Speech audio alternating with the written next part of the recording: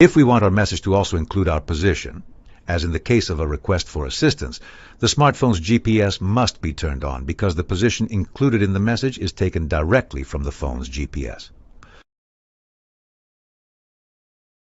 Once the GPS is turned on, we can start the Jethestar application and locate the geostationary satellite using the Satellite Finder function.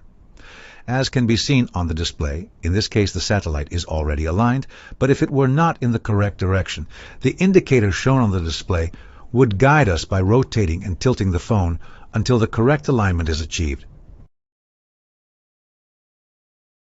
Once aligned, the attempt to connect to the server begins. The blue bars indicate signal strength, while the red symbol at the top remains red until the connection is established. The connection can take a few seconds or several tens of seconds. Once the connection is established, the symbol at the top changes color from red to black, and the message connected to server appears. At this point, the Explorer is able to transmit and receive messages. To do this, we need to go to Contacts and select the person to whom we want to send the message. The contact list is taken directly from those stored in the phone's address book. Alternatively, we can manually add a new contact by entering the name and phone number. Now, as a test, I send a message to myself on my personal phone.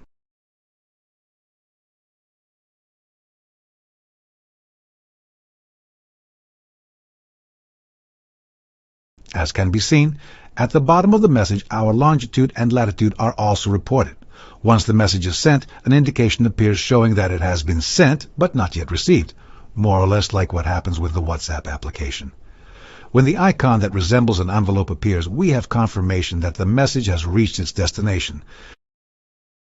We then move on to the receiving phone. Among the SMS messages, we find an SMS sent by Vzayot informing us that there is an important message received from the phone number corresponding to our XPLORE satellite device. Attached to the message, there is a link and a verification code, in this case 1821. By clicking on the link, a page opens where the verification code must be entered. Once this is done, a page opens containing all the messages sent by the XPLORE satellite to this number. And here at the bottom is the latest message with the location. By clicking on it, Google Maps opens where the exact point from which we transmitted is also shown visually. To reply, there are two ways. Either via voice message, which I do not recommend because the quality is low, or in the usual way by typing a text and clicking send. Very simple.